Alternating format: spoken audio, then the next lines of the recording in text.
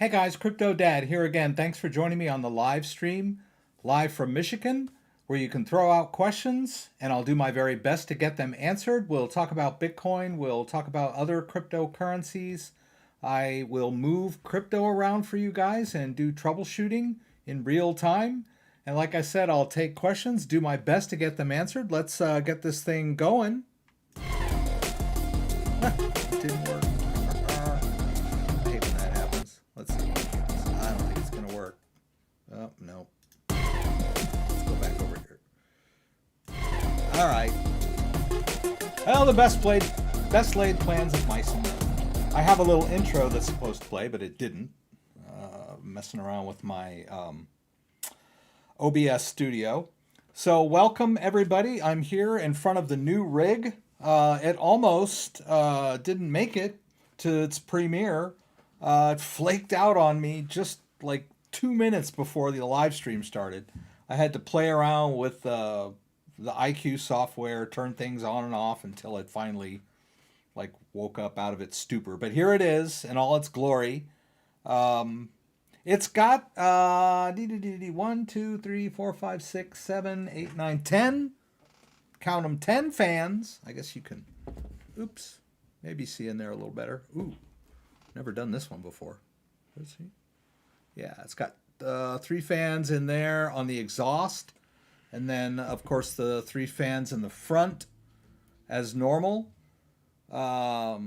Anyway, I'm pretty happy that it's working in time for the live stream. Welcome, everybody. Andrew, thank you for the tip. There's a lot to talk about tonight. I've got some big news from both of my biggest partners, Crypto.com and Ledger. So we're going to talk about that. We'll go into the news a little bit.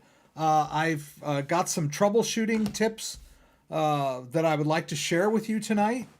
So let me go over here and hope to God this works. It looks like it's working. Oh, Lord.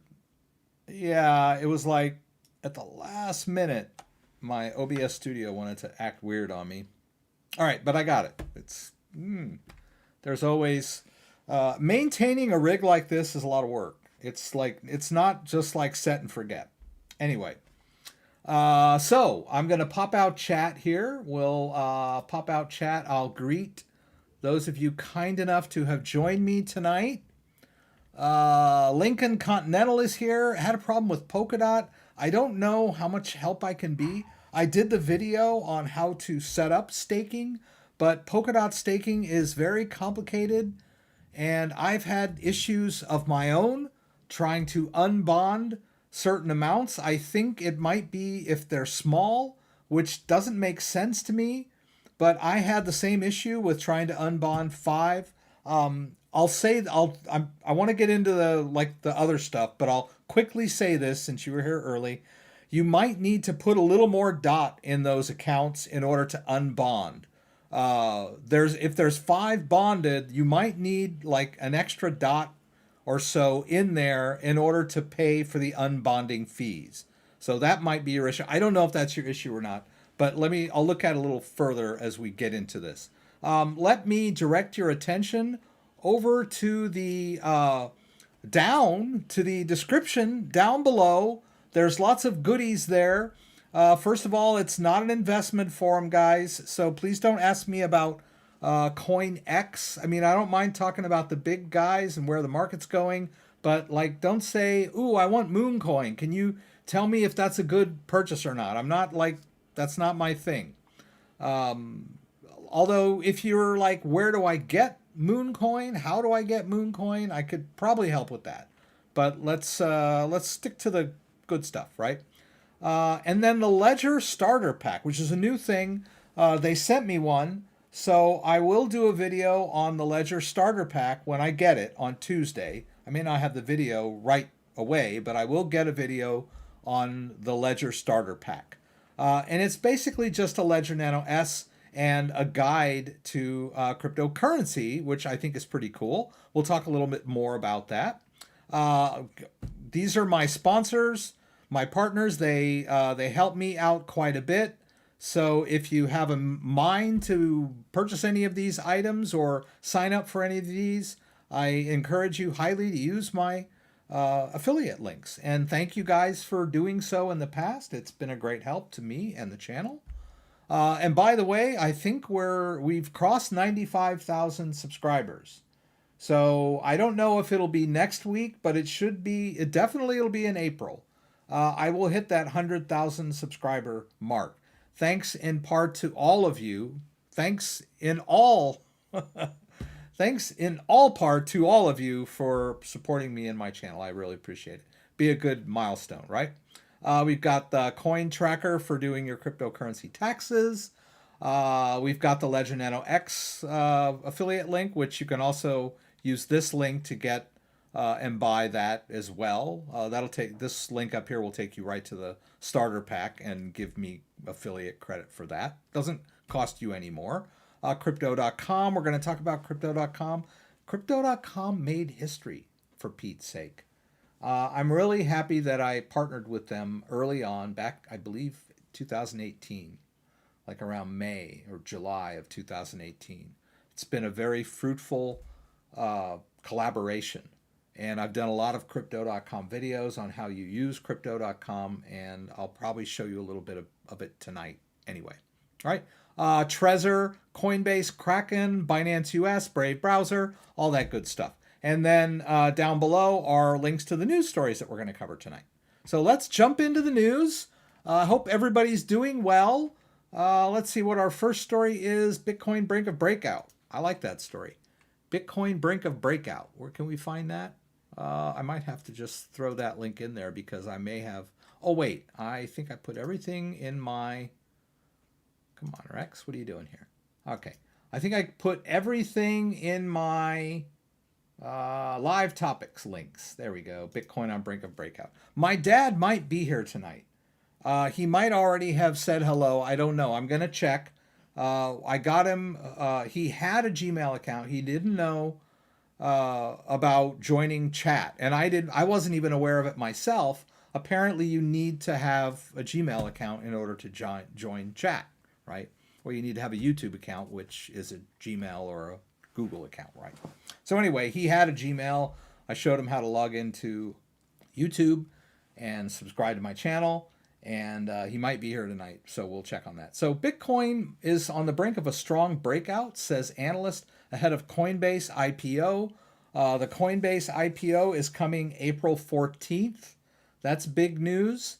And some analysts believe that that's going to be very bullish for Bitcoin. So we'll see. What is this? 60,000 may soon go the way of 20,000. Wow. But a potential sell-off around the Coinbase IPO means April could yet spark problem for bulls. This is pretty, I'm going to move myself down here. This is pretty common in markets. There's good news coming up, and people start to buy a particular stock until the day that the news is announced or implemented or whatever, and then there's a big sell-off. It's called buy the rumor, sell the news. So that could happen with Bitcoin around this Coinbase IPO. But I think long term, I think we're all still bullish on Bitcoin, at least here. I'd like to talk a little bit about the markets yesterday. We saw a huge push, and I think I may have included that. Let me just see. Let me see here. Yeah. Okay, so we'll just go to the next story here. To read this story in more detail, it's linked down in the description. But the big story yesterday was Ethereum, which broke an all-time high. You can see the markets are down today, but Ethereum is still over 2,000, and that was pretty amazing, right? It might have had something to do with the fact that Visa cleared its first transaction on the Ethereum blockchain with the collaboration of Crypto.com, guys. Crazy stuff going on today, this week, this month, in the crypto markets, right? So Ether's rally is probably related to the fact that Visa is now settling transactions in US dollar coin on the Ethereum blockchain. US dollar coin is an Ethereum based cryptocurrency stablecoin. And it's also, I believe it's created by Coinbase. But US dollar coin, that's it right there. US dollar coin. It is an ERC20 token, right? It's lives on the Ethereum blockchain. And so Visa is now clearing transactions directly in US dollar coin. Before, like Crypto.com or any other crypto company that had a Visa card, in order to actually clear a transaction, the cryptocurrency had to be converted by the company into US dollars, and then the Visa network would settle it. Now Visa will settle directly US dollar coin. This is really big. This is historic that this is happening. It's just amazing, right? So read a little bit more in that article. I'm going to try and skip through the news and get straight to the good stuff here. It's a great story, a historic story, right? And let's see, what do we got next for you guys, news-wise? Okay, I want to talk about these scams, right? I get a lot of sad stories and sob stories. People asking me for help, either in the comments or through the email, about crypto that they've lost in one way or another. A lot of them are sending crypto to the wrong type of address. It's a fairly common mistake. Can happen pretty easily, unfortunately, if you're not careful. I always say send a small amount first before you send large transactions. It will save you the heartache. Better to lose $20 than $200, or better to lose $20 than $2,000. So, but there are also scammers out there that will trick you into giving up your private key. Now, your private key is a really long number, basically, that is stored somewhere in your wallet, right? If we're talking about a Ledger Nano X, the private key is stored in this device, separate from your computer. It's called cold storage. If we're talking about a desktop wallet, like the Electrum Bitcoin wallet, something like that, the private key is stored in encrypted format somewhere on your computer. But there's another form of that private key that is given to you when you set up those wallets, and it is called the seed phrase. And that is the 24-word recovery phrase. A lot of people don't really understand, can wrap their head around what this long 24 or 12-word phrase is. It is a mathematical transformation, a conversion of your private key into human readable format. But for all intents and purposes, it is your private key. So do not ever give it to anyone for any reason. Now, there are some wallets that are online where you need to enter your private key in order to access the wallet. So there's kind of a blur there. A lot of times these scammers will pretend to be from tech support. They pretend to be from Ledger. They pretend to be from Trezor. They pretend to be from Coinbase or BINANCE, whatever. In this case, this particular company is calling itself Blockchain Recovery. And they're pretending to be a legitimate firm, right? They're posing as a legitimate firm. They've basically cloned themselves, and they're pretending to be this firm, and they're calling people up, and they're somehow they're tricking them into providing that private key for whatever reason. They're saying, oh, your funds are at risk, or whatever their spiel is, right? They call you up, they pretend to be from this company, they convince you that they are legitimate, either like through an email or a phone call or however they're doing it, and then once they've gained your trust, they tell you to enter the private key or send it to them or write it in an email or whatever they're doing to get the private key. Please don't do this, guys. Please, please, please never give anyone your private key for any reason. Even if they're legit, don't give it to them, right? Now, it's what I really like about this news story is down at the very bottom. They have this last line. A name like Blockchain Recovery Association should set off alarm bells anyway, since as many crypto users have learned the hard way, once coins have been stolen, they cannot be recovered. That's another thing that I would like to stress. A lot of people ask me to help them recover coins, and I tell them I can't. Once you send it somewhere to the wrong address, it's gone. And I get a lot of, oh, I can see it on the blockchain. How do I get it back? I'm like, you can't. You can see it. It's like you're like looking through the pawnbroker window at the gold watch you sold, and now you don't have enough money to get it out of hock. Similar, right? You can see it, but you can't touch it, right? That's what the blockchain is like. You have to have the private key. So once someone moves your Bitcoin to their address, it's gone forever. Same with other cryptocurrencies. So blockchain, anybody that tells you they can recover your Bitcoin is lying to you, right? There are so many scammers. On my YouTube channel, in my comments, there are scammers like mushrooms. I can sit here 24/7 and delete their comments and report them for spam, and there will be a whole nother batch back tomorrow. Do not talk to these people. Even if you lost your life savings, they will just bleed you more, and you still won't get your Bitcoin or whatever back. But they will, take advantage of your misfortune and get more money out of you with the promise that they're going to recover your coins. It's not going to happen, guys. All right, enough said about that. I know that's kind of a bummer, but we got to talk about that kind of stuff, right?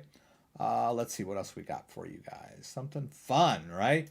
I talked about this in the Ethereum story, but this, I like this headline. I don't usually link to this website, but they were the only ones that really stated the obvious. Visa becomes the first card network to settle transactions in cryptocurrency. This is very historic that Visa has now done this on a blockchain, right? This is Visa we're talking about. And the reason I linked to the story is because they mention crypto.com in here, if I can find it. Bleep, bleep, bleep, bleep, boo. Yeah. Visa has partnered with Crypto.com to offer U.S. dollar coin settlement, and it's expected to add more partners later this year, right? So Crypto.com was the very first cryptocurrency company to do this. Here's a great quote from Chris from Crypto.com talking about how historic this is for the world and for them, right? So this is a great wonderful thing that's happening, man. This is adoption heaven right here, right? This is great stuff going on. Who would have thought that this would have, back in 2017 and 18, when the crypto market was being bashed left and right by, the mainstream press and all the financial press and all the brokers and the traders and the Buffetts and the Jamie Dimon and, calling Bitcoin trash and only used by criminals and worth nothing, no intrinsic value, too slow. I mean, they were just piling on, right? It was like anybody involved in crypto back in those days was an outlier, right? We knew that it was the next step in money. That we knew, but we were treated as conspiracy theorists, and now it's all coming to fruition. We should all give ourselves a pat on the back, crypto believers. All right, and then that the last story I'll link to is another Crypto.com story. Crypto.com launches the CRO token mainnet, and I have recorded a video on that, but I haven't posted it yet, on converting your CRO into their mainnet CRO and staking it in their DeFi wallet. So I'll give you a little peek into that. All right, enough about the news, right? Let's go over to the comments and see who's here. All right. I wonder if my dad made it. Joey's here. John's here. Ooh, a lot of people here. Okay. Rex Nisley, the scammer, is here. Guys, please don't call this. I won't say it out loud because this is a family show. I'm going to hide this user from my channel, right? Hide user from channel, and they'll be back. Same name, same picture. I don't know how they do it. It's a miracle. I mean, I've got to give them kudos for, I swear, I have banned this account or accounts similar to it or whatever. Hundreds. Well, I don't know, hundreds.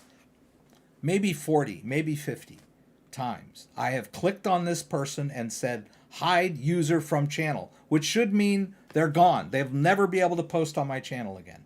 But somehow they get my picture and my name and they create a new account and they slip through the YouTube cracks and they post crap on my channel in my comments. Bye, Jonathan, whoever the heck you think you are. You're gone too, jerk. All right, we got scammers tonight. All right. Okay, someone's spam questioning. Could you make a video finding altcoin with market cap less than 5 million? This is not an investment forum. God. So I don't know how many times I have to say it.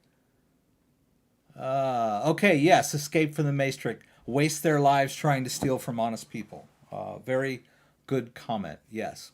Champs is here. Hello, hello. Okay. Please clean up the chat. Kick them out. Thank you. I did. Sorry. I need a moderator. Can anyone get me a moderator? Scammer. So many scammers. Yeah. Okay. Yeah, these people, I don't know. I'm sure it's more than one person. I'm sure it's not some 15-year-old in his garage. I'm sure they're organized, right?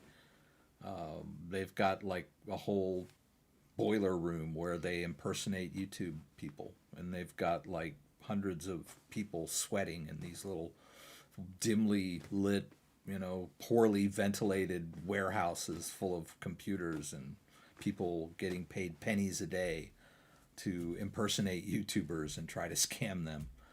And I'm sure it's all worth it for them, right? Unfortunately. Okay, I'm not going to answer that one either. So, bye. So nobody seems to be asking any questions that are tonight. A lot of watchers, so I'm just I'm going to look at Comstock here. Understand some, I'm on Gemini. Can you apply to, from transaction history, I can see how much US dollar I paid for the coin and the quantity of, there's usually a trade history if you want to look into that. I'm not on Gemini, but every cryptocurrency exchange has a trade history area somewhere. Right? Just poke around, it's a website, it's not rocket science. It has nothing to do with cryptocurrency. Just poke around on their website till you find the transaction history. You can also use CoinTracker.com. I don't know if CoinTracker.com supports Gemini. It might. And then you can set up an API to so that they can read all of that information and help you with your tax forms. Right, if you're concerned about the exact amount of dollars you're buying crypto for and what the trading fees are and what your losses and gains are, there's a lot of services like that. Cointracker.com, Bitcoin.tax, I think there's one of them. So there are a lot of ways to find that information, right? But I'm not on Gemini, so I don't know. Yeah, I apologize. I don't know about Gemini. Ledger Live is not supporting CRO coin. Yes. Well, not mainnet CRO. No. I mean, it just came out. They might at some point. Is there a big difference between PancakeSwap, Pancake Bunny, and Beefy? They're all sites on the Binance Smart Chain, and they're sort of, in a way, they're sort of interchangeable. Pancake Swap is the big one. Bunny Swap is kind of an affiliate, not affiliate. I don't think they even know each other. They may see each other at parties and whatnot. But Bunny Swap, you can actually take liquidity tokens that you've created in Pancake Swap and stake them, right? So they're kind of interchangeable. They work together. Beefy is another one where you can stake like BNB cake tokens, that kind of thing, right? My Ledger crashes my Mac when I connect to Ledger Nano S via USB. I uninstalled, followed your video, and reinstalled, but this continues to happen. Any helpful thoughts would be appreciated. Yeah, I've had some issues working with people with Macs. I remember I had a friend that she kept connecting it and trying to do things, and it would just, nothing would happen. And we finally realized that what was happening was the Mac wasn't recognizing the ledger. And so she had to I had her stick a flash drive in her USB port just to see it mount. I was like, I need to see something mount on your Mac because the ledger is not mounting. And then she stuck that USB flash in. It mounted on her desktop. She she ejected it, and then she tried the ledger, and lo and behold, the ledger mounted. Right?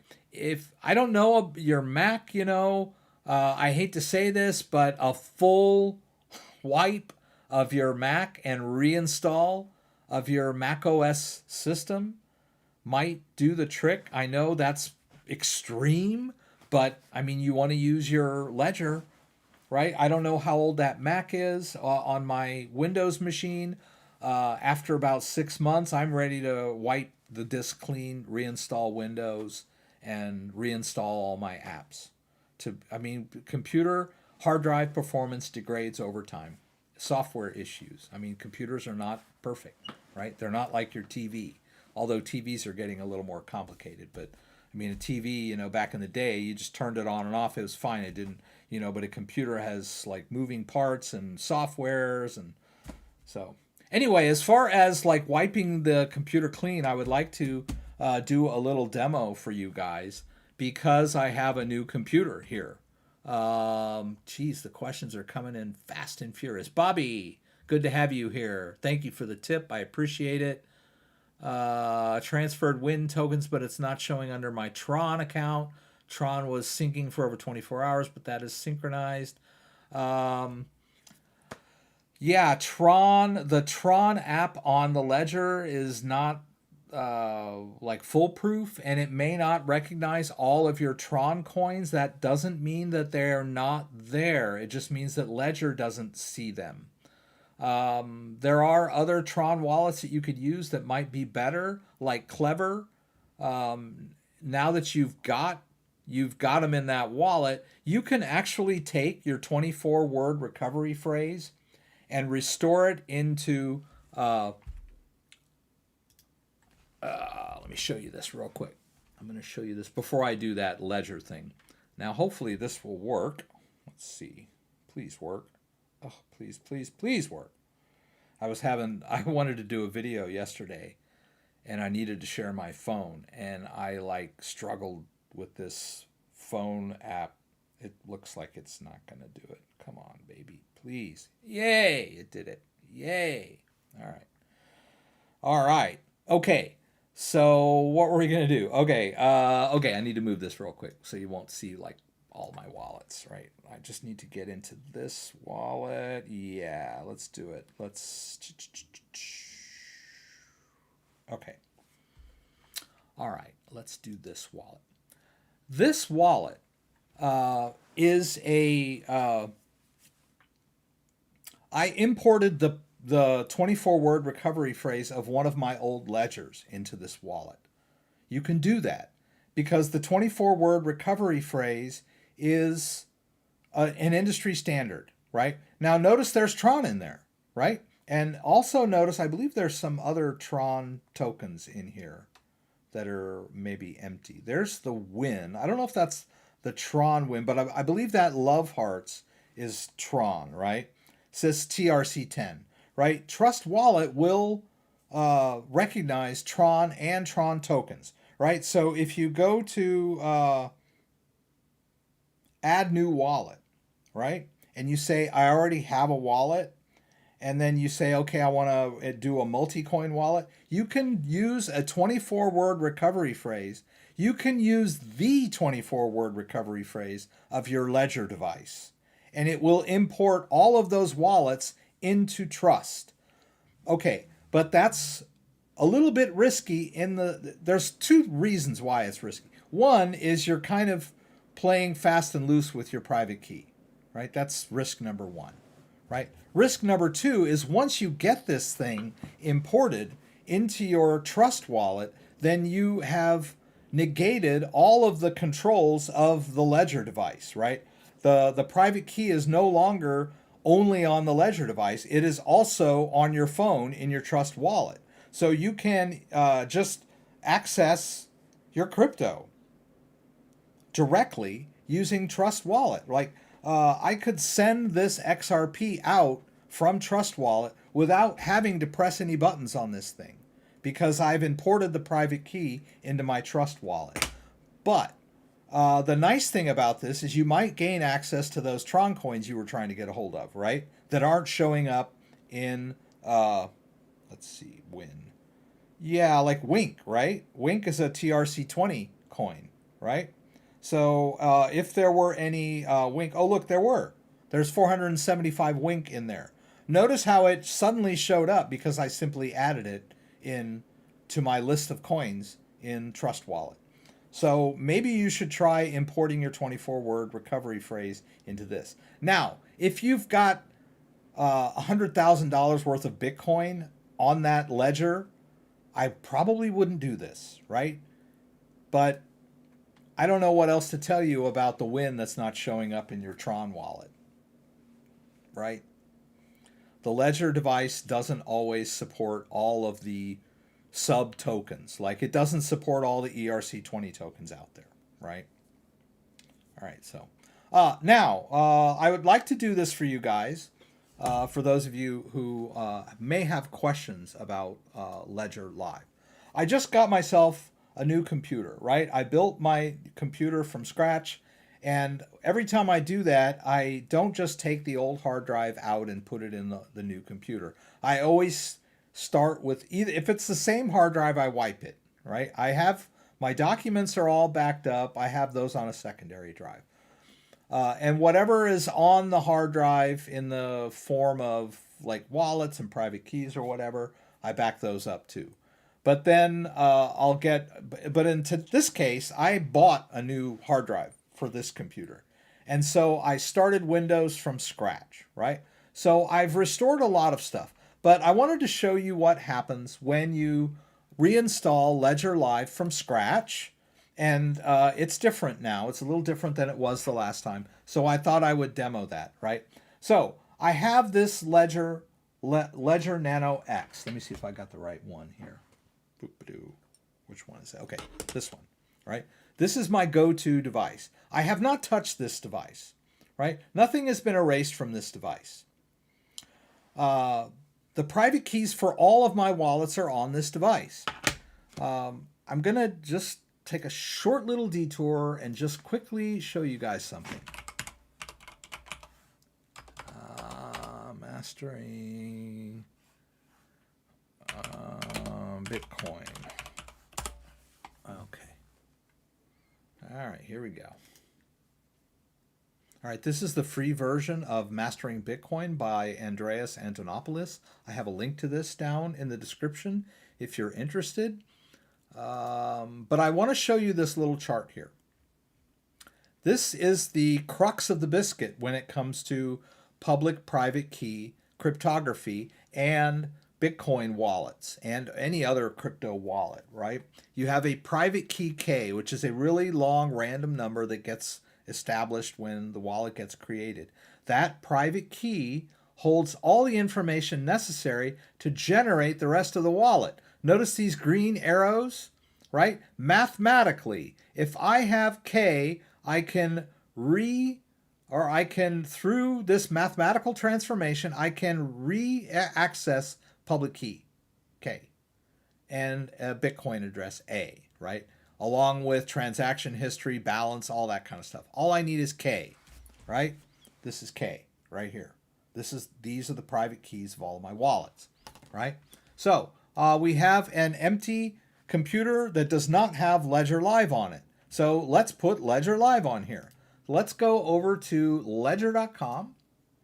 You know, somebody criticized me last week for having too many tabs open. Can you believe that? The nerve of that guy.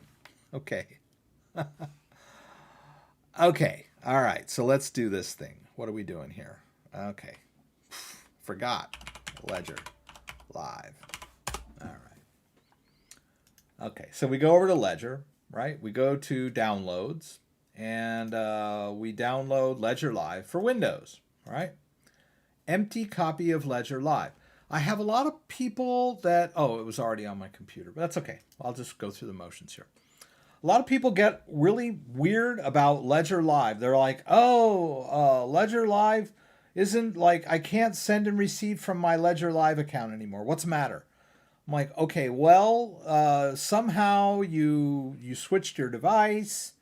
You've got the wrong ledger attached, or you wiped the device and started over. Blah, blah, but the easiest way to resolve all of that is to wipe Ledger Live off completely and reinstall it, and then connect your Ledger and scan for wallets, right?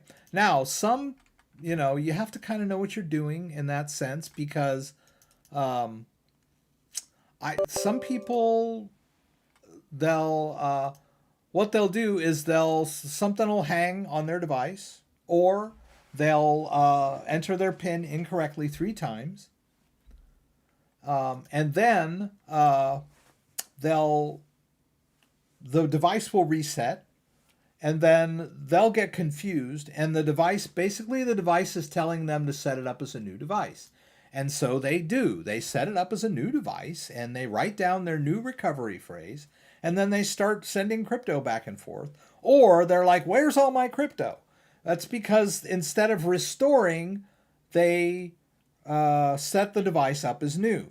So, but that's not really what we're talking about tonight. Right now, we're just talking about reinstalling Ledger Live on a brand new computer and connecting it to your device, right? I don't need to transfer anything from my old computer because I have K, the private keys. When I say K, I mean that little letter variable K, which has the private keys. So, but what do we do, right? A lot of people get confused here. And then they reinstall Ledger Live, and then they end up setting up their ledger again and wiping all their private keys off their ledger, right?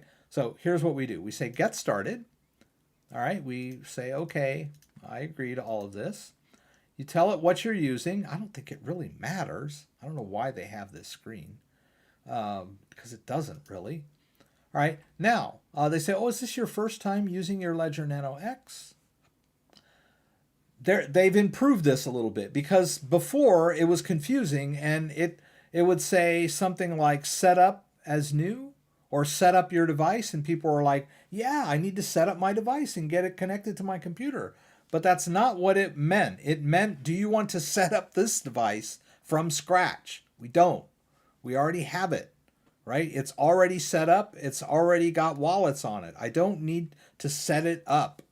This is ready. I'm setting up Ledger Live, but this guy's already set up, right?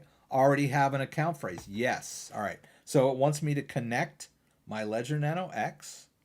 Is your device already set up? Yes. Connect it, right? So let's connect the device, all right? I'm going to move the computer closer here. Someone just asked me a question about transferring from one device to the other. That's a fairly common thing. Now you can do separate transfers, or you can just recover the X with your old recovery phrase from your Ledger Nano S. It's the easiest thing to do. That way you've got two devices that are mirror images of each other, and you don't have to transfer coins. You're going to lose money in your transfer fees, your network fees, right? So if you simply use the 24-word recovery phrase of your Ledger Nano S when you're setting up your new Ledger Nano X, the Ledger Nano X will simply have access to all of those accounts. All right, so, but let's get this in here. I'm going to turn this camera and let's hope this is going to work. I'm going to pray. Oh, it worked. Thank goodness. Okay. Yay. All right, I need to enter my PIN. I will do that. Let me turn this thing off. Whoops. Let's turn this thing off. Okay. Is this the right device? Damn it, it's the wrong device. Wow. Come on, Rex. Jeez. The reason I could tell is because it was dim. My other Ledger Nano X it's like 4 years old and it's dim now. I don't know, maybe I could go in and adjust brightness, I don't know. But this new device is nice and bright. So I can tell them apart right away when I start to enter my PIN. Okay, there we go. All right, so now we've got the PIN entered. All right. All right, so new computer, new copy of Ledger Live, same old Ledger Nano X I was using on the old computer, right? A lot of other issues that people have with Ledger Live and software and whatever, I will often say, go try a different computer. If you're having issues, it's probably something with your computer, environmental-wise, software, hardware, whatever, right? So, okay, here it goes. We're gonna do the genuine check, right? All right, it should say allow Ledger Manager on the device, but it's not because I have another device connected. That's me. That's all me. Let me go back. I had my Ledger Nano S connected with another cable. Hopefully this will work. Come on. I might have to reconnect, disconnect, reconnect. Oh, okay, let's do it. Disconnect, reconnect.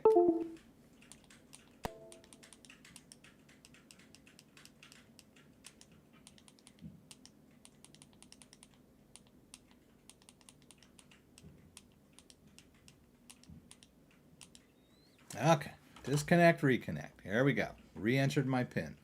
Let's try this again. Boom, boom. All right, I should get there. Okay, allow Ledger Manager, right? So I'm going to allow that, hit both buttons to do that.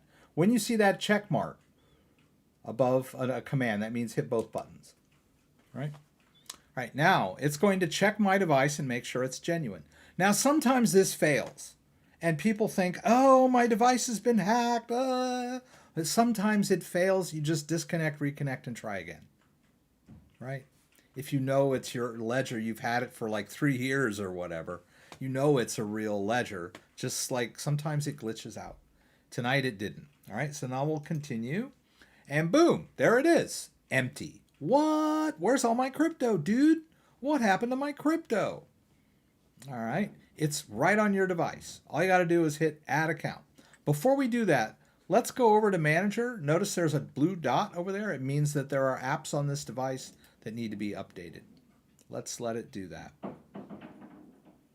Always make sure you're using the latest version of Ledger Live and that all of your apps are up to date. What is that? Okay. Oh, okay. Maybe it just wanted me to go in there for some, because the apps are up to date. The ledger, the firmware is up to date. My apps are all up to date. Everything's good. See, it sees all of these apps are on here, right? All right, now I got to go back to the empty portfolio, hit Add Account. Before I do that, let's do this. Let's go to General, and let's choose Dusk. I like Dusk better. All right, so let's go back here. Let's say, okay, let's do Add Account. And the first one we'll add is Bitcoin. Okay, so let's hit Continue. It wants me to open the Bitcoin app. I'll do that. Now, it's going to find your wallets. Now, it may not, it doesn't know what you had them named before, right? How could it, right? Because it's a brand new computer. It's a brand new copy of Ledger Live. All it knows is I see a wallet, right? It's going to call it like Bitcoin 1 or whatever, right? If you had like 5 different Bitcoin accounts that were all like, oh, this is like, Bitcoin main, Bitcoin bill paying, Bitcoin, Binance, whatever. You had all kinds of, you were like one of those power users that had several different Bitcoin accounts that you used for different purposes and had different names or whatever. And they were all on one device. You're going to have to figure out the ones that you had, right? And rename them if you want to name them what you had them named before. Like, okay, here's like, what is that? That's 0.001 Bitcoin. Well, first of all, I don't need all of these, right? You may not have a bunch like I do. You'll probably just have the 2 that would have the balance, right? I'm just going to deselect them. I don't know what this one is. It's like fairly small amount. Oh yeah, let's just do it. Let's hit. All right, so we got that. We got that. That's a big one. And we got that one. That's also fairly large one, right? Let's hit add accounts. We're hit done. And there we go. We got our Bitcoin is back, right? Bitcoin is back, baby, right? Now, I've got, let's turn this off real quick. I've got 3 different Bitcoin accounts. And I remember this one, let me show you something real quick. All right. This one, let's see, if I click on it, I can look at the transaction history, right? And kind of see where I'm at here. Okay, now I know, just because of the balance. Why won't this thing go off? Okay, what am I doing here? Oh, jeez. Okay, there we go. Sorry, guys. New computer. All right. All right, so here we go. I remember which one this one is just by its balance, right? I had a specific use for this. It was the Bitcoin address that I gave out as my affiliate address. Actually, you don't have to do that anymore. You can just go right up here. I'll just call this one Bitcoin affiliate, right? That just lets me know what it's for, right? That's where my affiliate link commissions come in, right? And then I'll usually move it over to this one, which I usually call Bitcoin main. This is like my main Bitcoin account that I, send and receive Bitcoin in and out of, mostly for my demos and whatever. But it's just kind of the go-to working Bitcoin account, right? You can see it's got a really long transaction history, right? Now this account over here has a fair amount of Bitcoin in it, right? And when I'm working with this account, I usually like to call this one Bitcoin hidden. And the reason I call this one Bitcoin hidden temporarily is because I usually hide it, right? I don't usually have it in my account list because I don't want someone to sit down at my computer and say, hey, this guy's got $8,000 worth of Bitcoin on here. But I will occasionally move Bitcoin into it from other accounts, like the affiliate account. I get some affiliate Bitcoin earnings or whatever, and then I just move them into this Bitcoin holding account. We might want to just call it Bitcoin holding. So I don't need to see that, right? Let's just delete it. I'm deleting it from Ledger Live, but it hasn't been deleted from the Ledger device, right? The private keys are still on there.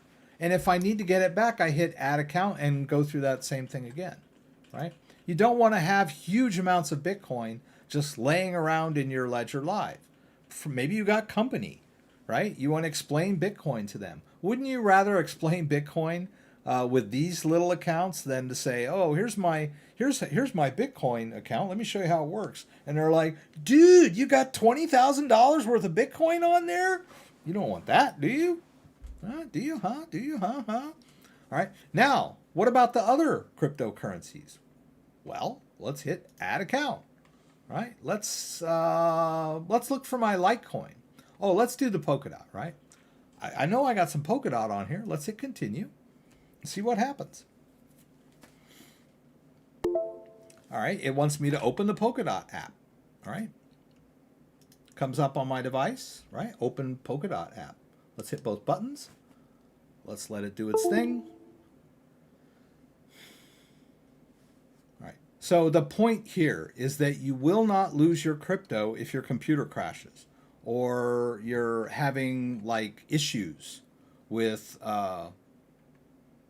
right. And this is another one. I'm not gonna like leave this laying around on my computer for people to see, right? Okay, but I could add it if I wanted to, if I wanted to work with it a little bit. Let's okay, let's add Litecoin. I don't mind leaving that on there just so I can take a look at it. But the point is, you will never lose your wallet. Now, let me mention this though. See, it asked me to open the Litecoin app. You may forget you had Litecoin on there, right? It's not going to remember that for you. So you might want to like write down or keep in an Excel spreadsheet or somewhere all of the cryptocurrencies that you have in Ledger Live, so that if something happens to your computer and you need to reinstall, you go find them, right? They're there, but they're not going to say, hey, there's some, I'm Litecoin and I'm in here. You've got to specifically say, okay, add a Litecoin account, right? There was some Litecoin in there, right? I won't add all of them, but that's what you need to do. You just need to hit add account until you've got them all back, right? And that's all you have to do to get your coins back. The coins are not dependent on Ledger Live. A lot of people think, oh, it's on my computer. And if like Ledger Live crashes, I lose all my Bitcoin. No, it doesn't work like that. The Bitcoin is on your device, this guy, right? Well, what if you lose? I get this question a couple of times a week at least. What if this thing breaks? Then what? Like, get a new one. You know, use your recovery phrase and restore, right? What if you lose your recovery phrase? You're dead meat. Right? Don't lose your recovery phrase. Don't lose things. Don't be that person that loses stuff. You remember you always had that one friend in high school? Hey, man, where's my keys? Hey, let's go, man. Let's go. I can't find my keys. I'm like, dude, seriously. Your keys? You can't find your keys? I'm old and feeble, but I know that when I walk in that door and I pull out the keys from my pocket, I have one place where I always put them so I don't forget my keys. Actually, two. Sometimes down on my desk, sometimes upstairs in like the counter little tray. That's how I keep track of my keys, right? Learn to keep track of your stuff, man. It's crypto. It's your responsibility. Don't lose your recovery phrase. That is your crypto. So, Ledger Live crashes, you reinstall you reinstall. Computer crashes, buy a new computer, reinstall Ledger Live, reconnect your device. Boom, you're back in business.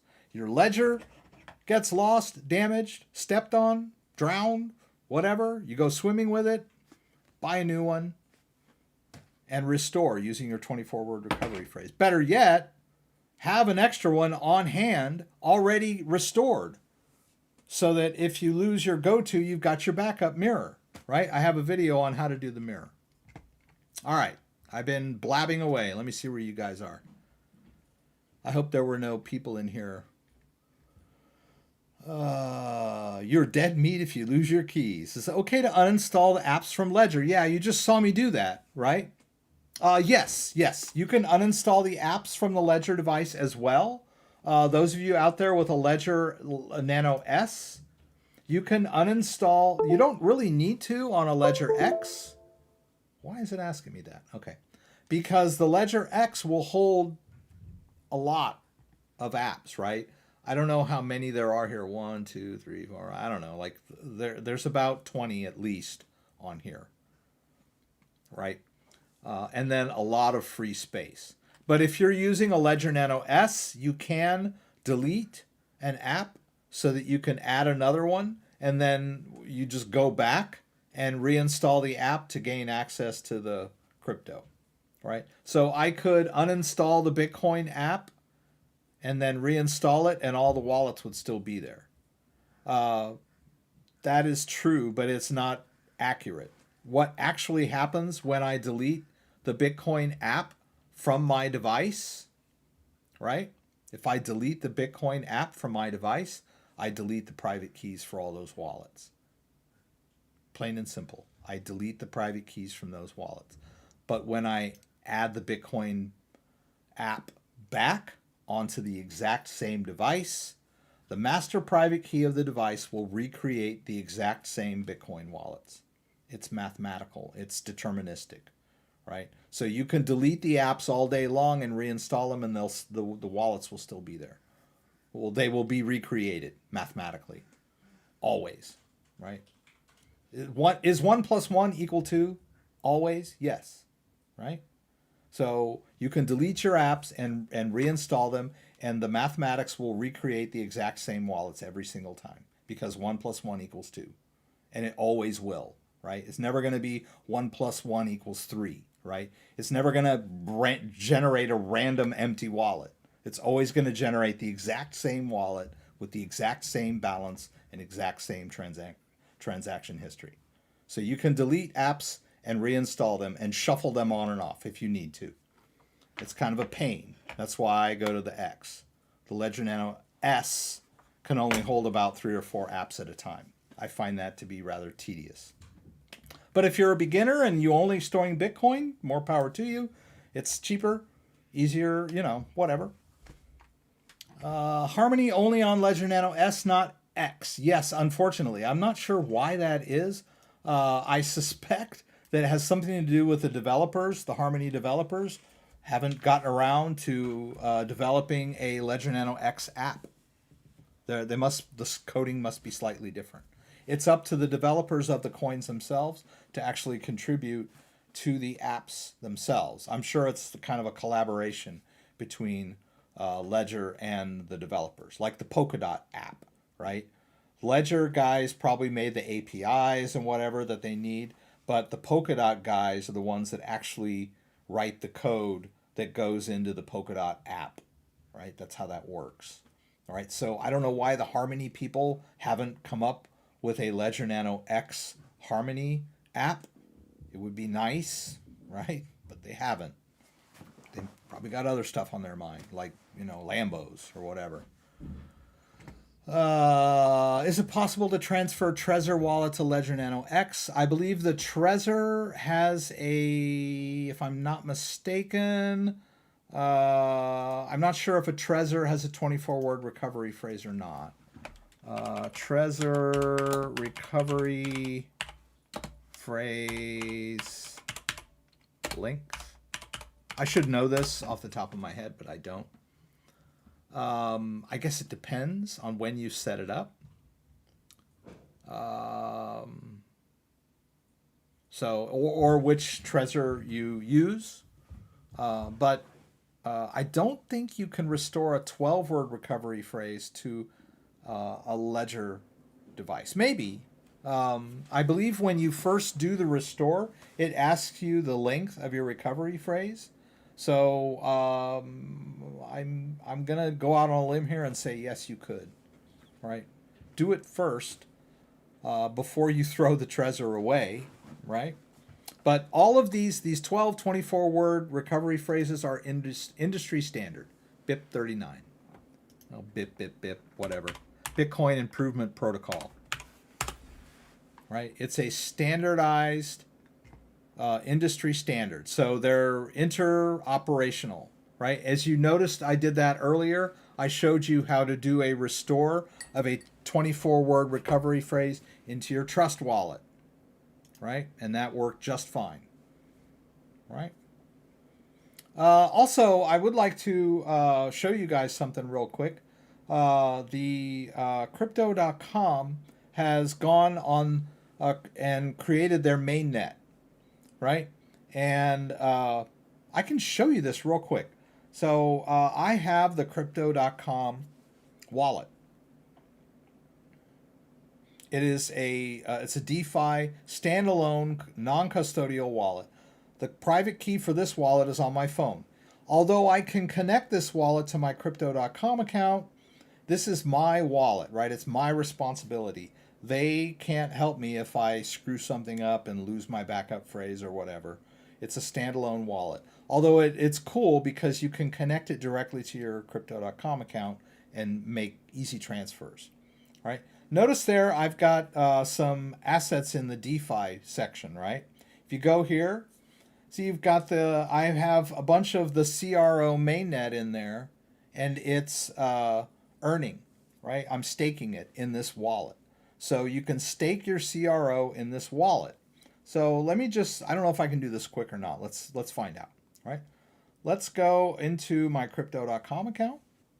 There's a little bit of crypto.com coin in there.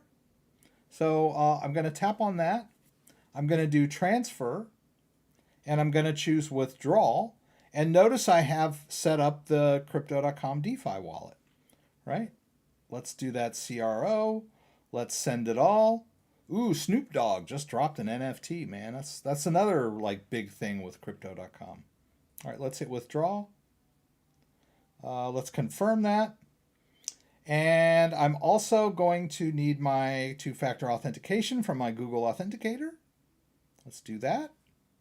Slide back over here. Let's tap and paste that guy in there. And we're going to withdraw. Now, what I did was I just withdrew my CRO from crypto.com. And it is ERC20 based CRO. Pretty sure. We'll find out when it hits the wallet. I'm pretty sure that it's still CRO based. I'm sorry, ERC20 based, right? And I'll just wait till it gives me the all clear. Actually, I think it should probably be in there pretty quick.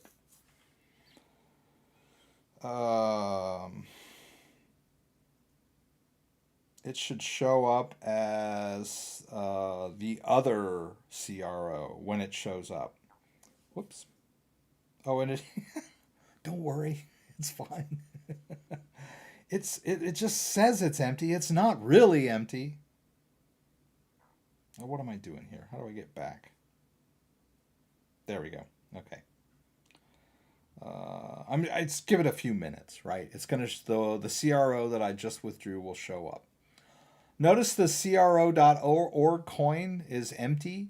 I don't believe that it's going to come in there. I believe it will come in as the old CROs, like a separate balance. And then I can go through the conversion with you guys. That's pretty easy too.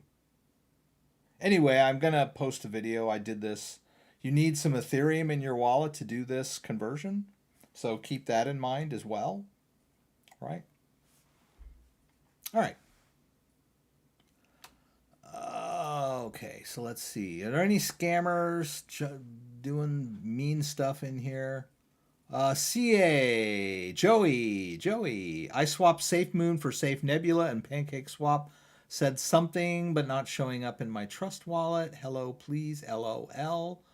Now, did you go to your Trust wallet and add those coins into your let's check Trust wallet here.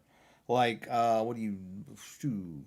Safe Moon for Safe Nebula. All right, so let's do up here. I'm sure you did, right? Safe. I don't see Safe Moon. Safe Moon? Moon? All right. Okay. I'm not sure about this one. All right, so if you're, and obviously you're using Trust Wallet with PancakeSwap instead of MetaMask. Let's go over here. Let's go to price. Here we go. Actually, let's just open these up real quick. I don't think I've connected to anything yet. Oops. Come on. Sorry. Okay. This is what I want. Okay. All right. So what was that? You said Safe Nebula? Whoops.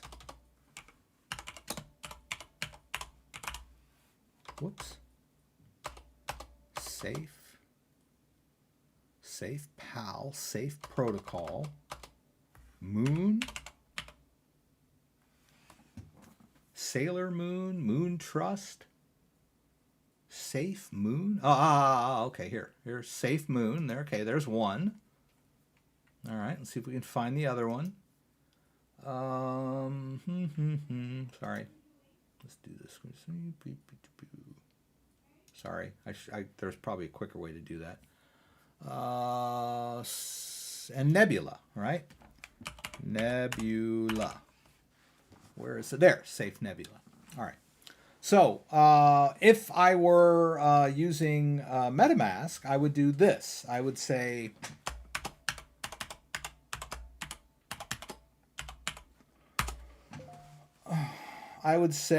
okay, okay, this is just a dummy account anyway, right? I got these other ones here. Okay.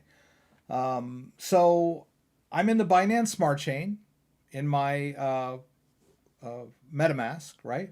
Normally you would be in the Ethereum mainnet for the default MetaMask. But if you're savvy and you've set up the Binance Smart Chain, you would switch over to that network. I have a video on how to do that. Let me just quickly link to that for those of you who are like, what in God's name is he doing? Why would he do this in a beginner video? What is this guy doing? All right, there's the video on how you set up the MetaMask for Smart Chain. All right, so we got our Smart Chain wallet here. Now, all right, so we got this Safe Moon token. So I'm going to copy. I found it on BSC Scan. Now you have to be careful. There are a lot of pretenders out there. This may or may not be the actual Safe Moon token. The way to double check that would be to go over to CoinGecko. What are we thinking? Moon. Where is Safe Moon? Do they? I think you have to do safe. Come on, where are you? Is that it? Safe Moon? Whoops, doggone it. All right, there. All right. This is the way, okay, this is the way to be totally sure that you have got the correct contract address, right? What are we doing here? It's the same, right? Isn't it? Yeah, DD8D3. DD8D3. All right, so then we go over to MetaMask and we say add coin or add token, and we go to custom tokens. We paste in that contract address, and lo and behold, there it is, right? We hit next, and now I've added that token to my MetaMask wallet, right? If there were Safe Moon tokens in there, they would be showing up. Now you said you did a swap, and now you can't find the new token, which is this other guy, Safe Nebula, right? Safe Nebula. Let's see if it comes up here. Safe Nebula? No? Safe Nebula. I don't even see it in here. Must be really new, right? So buyer beware, you know. Do you know if this is exactly the Safe Nebula guys or not? We're just gonna hope it is, right? You have to have done your research so that you're certain that that is the contract address of Safe Nebula tokens. And if it is, and you swapped for them, and then you hit this, you'll see your balance, right, when you do that. Now, you say you're using Trust Wallet. So let's look at their SNBL, right? Let's go back over here. Let's hit, let's hit this, and let's go SNBL. Nope, it's not even showing up in Trust because it's too new. Now I could hit add custom token and then paste in that contract address, but I would have to do all that stuff on my phone first, right? I would have to locate it on my phone, like on the Binance Smart Chain. Like, let's try that. Binance Smart Chain Explorer, right? And then after we did that, we did Safe Nebula. There it is. All right, and where's that contract address? Right there, right? Slide back over here. Let's paste in that contract address. It doesn't know the other stuff that we need to know about it, right? SNBL or safe. Whoops.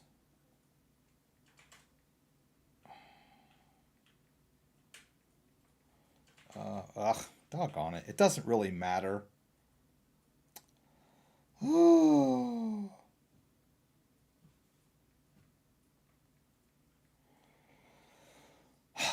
SNBL, right? SNBL.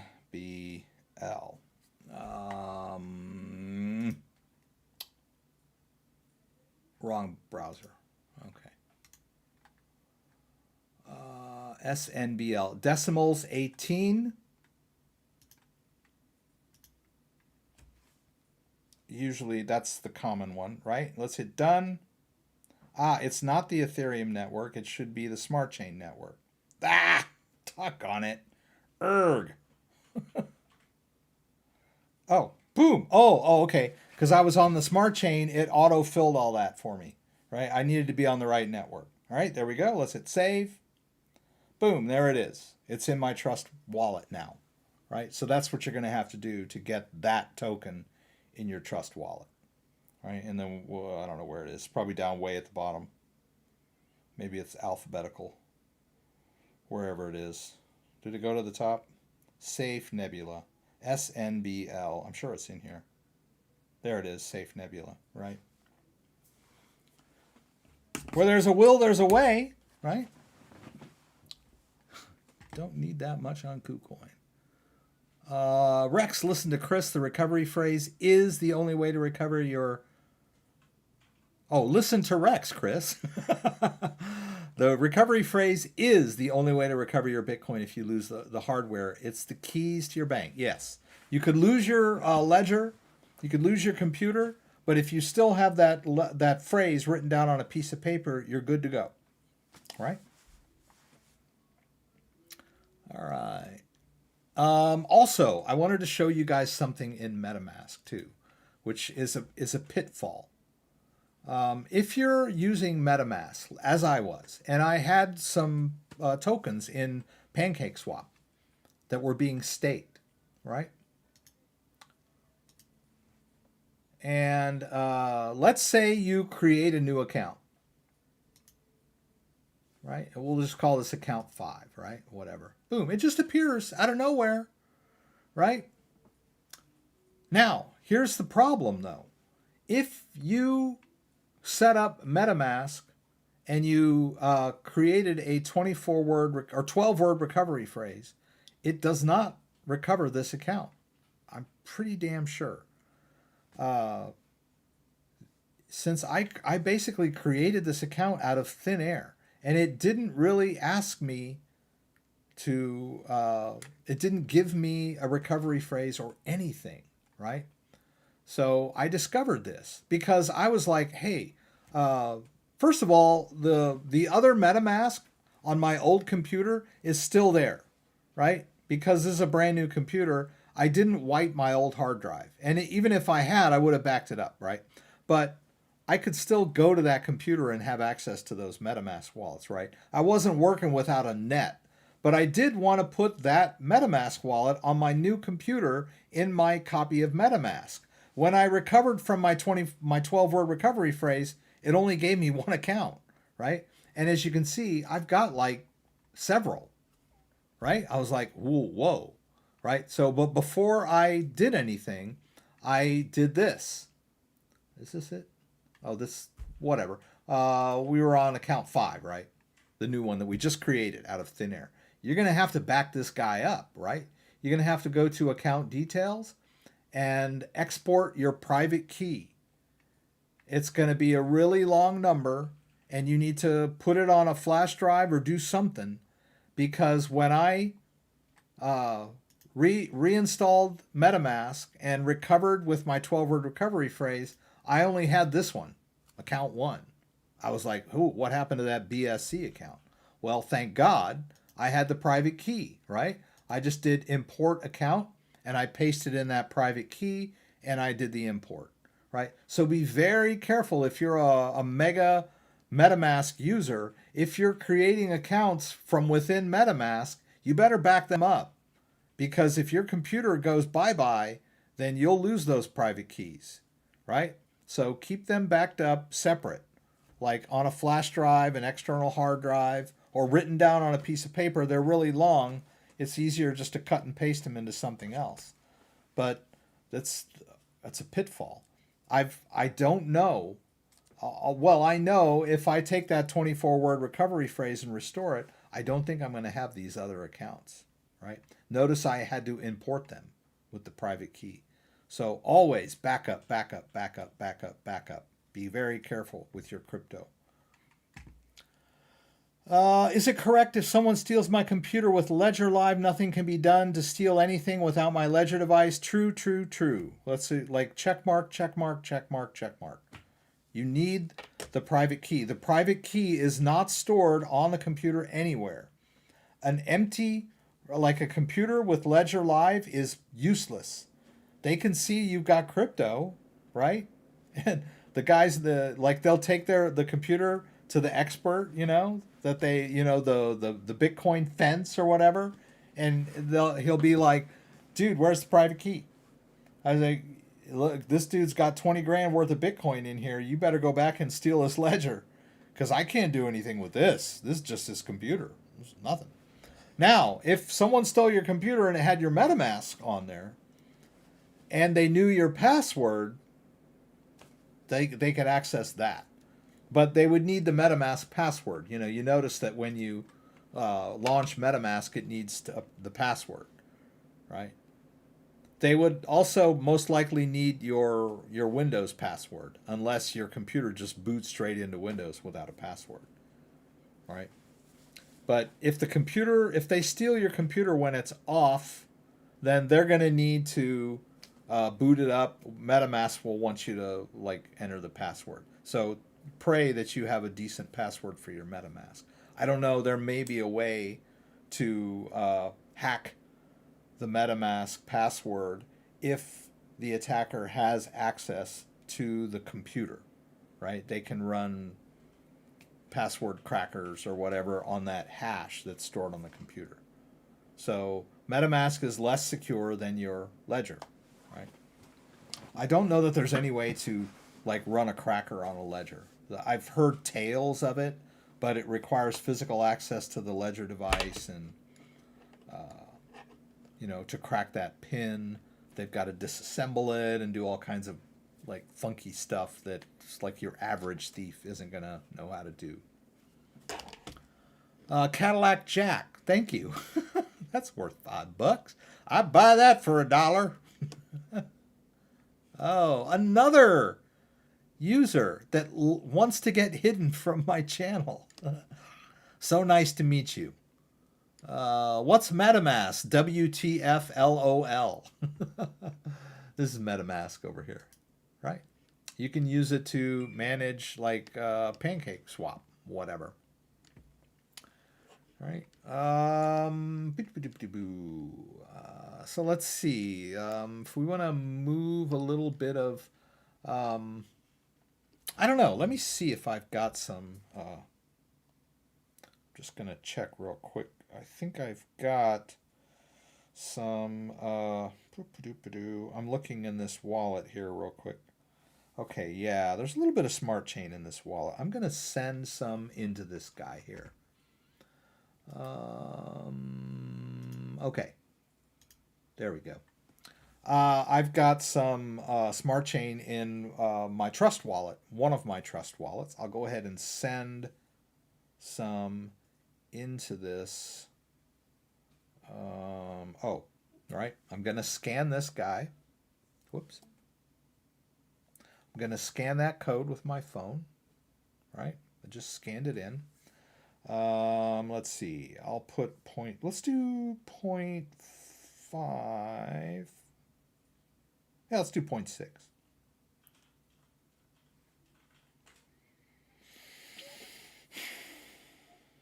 All right, I just sent it from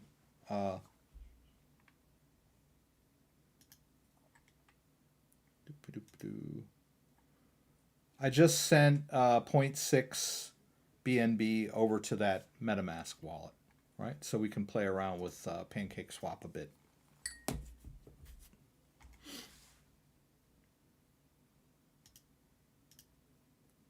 Since we're not doing anything else right now.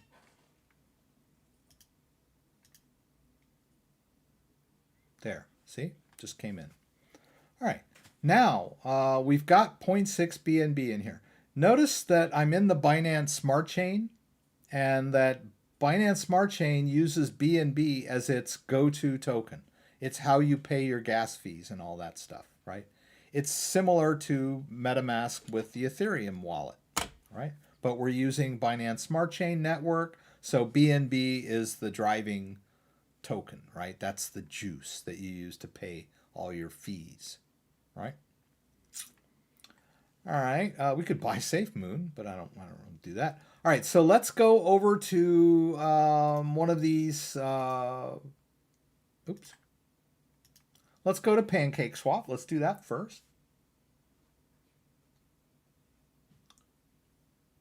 Oops. All right, so let's connect to this new wallet. All right, I want to connect to account 1. Right, let's hit connect. Right, notice the balance shows up here. Right, so we've successfully connected. Why is that showing? That shouldn't be there. Okay. That's wrong. Okay, let's get back. It's a little confused because okay, yeah, that should be like generic, right? This is a brand new account, right? We don't have a profile picture yet. You can actually buy a profile picture, but we won't go through it. It's just fun stuff. So I've got some BNB in here, and what can I do with it? I can buy a little cake with it. Right? Let's choose cake. All right, let's buy cake. I could buy bunny if I wanted to. Let's buy some cake. We're not going to buy a bunch. Let's buy 0.2, which is 4 cake. We'll hit swap.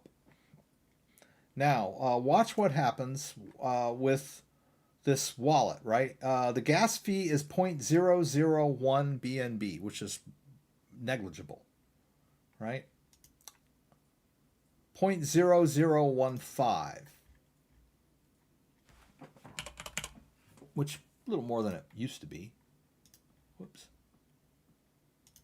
0.0015. 50 cents worth of BNB. Much better than the Ethereum network. Right, you'll see, and notice that that transfer, that swap went through already, right? Very fast, very cheap. Binance Smart Chain. Why do you think Binance Coin is like mooning right now? It's like insane. Binance Coin was like 40 bucks a couple months ago. Now it's like $250. Cake is doing very well. All of these coins on the Binance Smart Chain are going to be big, right? Just not investment advice. Now that I have a little bit of each of one of these, I could add some liquidity. I could take part in a liquidity pool by adding liquidity. And let's do BNB Cake liquidity pool. That's the biggest one out there, right? I'll max Cake out. Right, that'll use about an equal amount of my BNB. We need to hit approve cake here. I do this like almost every week, don't I now? It's getting there. 16 cents I need to pay to approve cake. And then after I approve cake, I'll supply, right there. Confirm transaction. Didn't we already do that? Just give it a second.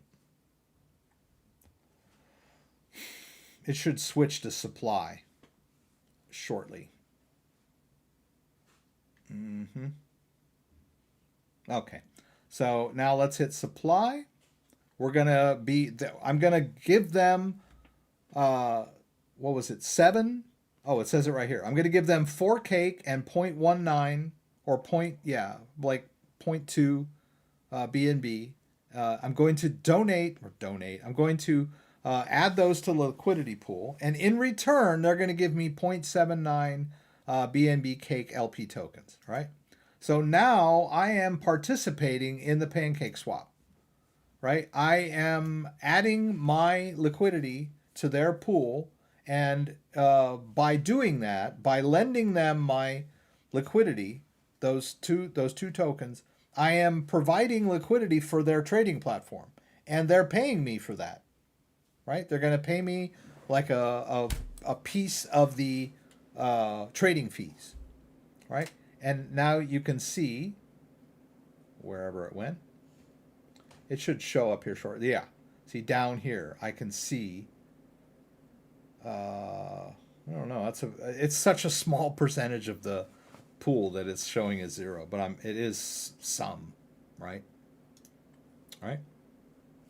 All right. Now I want to check this out.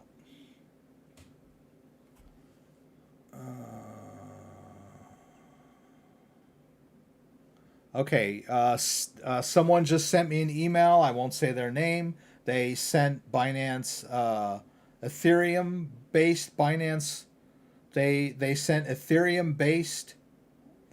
They sent Binance Smart Chain Ethereum to their Coinbase wallet. It's gone. I'm sorry to say that, but it's gone, right? You have to be very careful. Right? And if you had sent a small portion of that first, before you sent a large amount, you would say, oh, I just lost $20 worth of Ethereum. But instead, it sounds like you're saying something like, oh, I just lost $300 worth of Ethereum or $1,000 worth of Ethereum, right? Be careful with the Binance Smart Chain. It is not compatible. Someone just said it's $2,000. You cannot recover that. It's gone. I hate to be the bearer of bad news, but you should have sent a small amount first before sending it to Coinbase. The Ethereum that you can buy in the Binance Smart Chain is not the same Ethereum that you can send to your Coinbase account. This is Binance pegged Ethereum. It's different. It's not the same token. It's a completely different token. Has the same name, so it's confusing. I get it. All right. Yeah, I know. Crypto is a cruel mistress, right? It's very unforgiving. Okay, for U.S. citizens, do you have a preference for an exchange to purchase? If so, why? Why not? Pros, cons, few. I would say for U.S. citizens, Coinbase is your best bet. Easy, not too expensive, trustworthy, all that stuff. Big, right? Binance US is another good one. Very trustworthy. Has more tokens. Not quite as easy to use as Coinbase. There's also Kraken, which has been around for forever. It's another great cryptocurrency exchange where you can buy all kinds of different tokens, right? Gemini. I don't have Gemini, but I understand that that's another good one. Right? There's lots to choose from. Ease of use, trustworthiness. That's, I don't know. Some of them offer staking that others don't, so that could be a consideration as well. Sometimes it's just, do they have the token I'm after, right? I want to buy Harmony 1. I can't buy it on Coinbase, but I can buy it on Binance US. So I give Binance US a thumbs up because I want Harmony 1, and I can't get it on Coinbase. So boo Coinbase, yay Binance US. I want Kava. I can't buy it on Coinbase. I don't think I can buy it on Binance US. I can buy it on Kraken. Yay, Kraken. Right? So you've got, do they have the coin I want? Are they trustworthy? Are they easy to use? And then you've got the whole money thing. Is it easy to transfer money into it? Is it easy to transfer US dollars out of it into my bank account? Yeah, there's lots of considerations. Yes, Binance Smart Chain does have rug pools. So do the Ethereum does too. You can lose money in Uniswap on the Ethereum blockchain because there's a lot of people pumping scam coins or creating a copy coin with the same name as another coin, and then you trade it on Uniswap, and because you don't know any better. So yeah, there's scams and pitfalls on just about every platform. And you know, the main argument on the Binance Smart Chain is it's more centralized than Ethereum, because Binance Smart Chain is owned and controlled by Binance, and they do have the ability to reverse certain things if it's like egregious, like, you know, huge exit scams, that kind of thing. Some rug pulls, I've heard, Binance can reverse, right? Because they have control of the Binance chain. Not that they will, right? Do you store very much money on your MetaMask? Is it safe? It's only as safe as your computer. And if you recall, I mentioned earlier that if you have a MetaMask wallet that you created from within MetaMask, you should back up the private keys in case your computer crashes. And then I mentioned the risk that if your computer is stolen, that there is a possibility they might be able to crack the stored private they might be able to crack the stored password somehow. But not only would they have to be good thieves, right? They have to break into your house, so they have to get past your security system, right? They have to take the risk of getting caught, all that stuff. They also have to be expert crackers, right? They'd have to like find somebody that knows how to crack passwords on someone else's computer, or like gain access to someone's computer. So if you've got your Windows password, you've got your MetaMask password, you know, it would have to be like a very determined person or group of people to gain that kind of access. So if you've got antivirus, anti-malware, and your house is locked and, you know, pretty safe, then I would say MetaMask is pretty darn safe, right? But like I said, even if someone breaks into the house and steals the ledger device, it's not going to do them any good because they don't have the PIN. And cracking the PIN on a ledger device is like university stuff, right? You're going to have to find somebody really adept. Your average thief is not going to be able to crack the PIN on your ledger if he steals it, right? What do I think of BNB? I think it's hitting the moon, right? BNB is up quite a bit.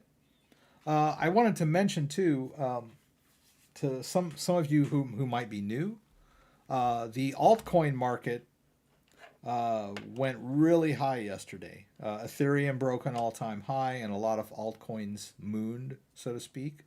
Polkadot was way up, right? But they were all way down again today, right? Bitcoin does that pretty periodically as well, right? You might see Bitcoin climb a few thousand and then pull back a thousand or so the next day, right? So you have to be in the long term if you're in the crypto game, right? There might have been I can only imagine that there were people yesterday that were like buying like crazy, only to see their holdings like crash today, right? If I had bought a bunch yesterday, I would have been pretty upset this morning, right? If I'd have bought Polkadot yesterday, or even Ethereum. Ethereum came down a couple of thousand from yesterday. So you always want to be careful. Buy when you buy, right? But don't see a green market and run in there and start buying thinking this is it, man. The green days are bad days to buy, right? Red days are the good days to buy. Like today would have been a good day to buy Polkadot. It's down, right? Yesterday, wasn't the greatest day to buy Polkadot. Of course, it's a long game, right? Polkadot might go up more in the future. How do you believe in Ethereum? Max Kaiser doesn't? Well, I'm not Max Kaiser. I don't know that Max Kaiser, I don't know if he's a crypto advocate or not. He might just be an investor gold guy. I'm not sure. Just because I believe it or somebody else, are you really going to like spend your life just taking the advice of other people? I don't. I do my own research. If one guy says he likes it, that's not enough for me.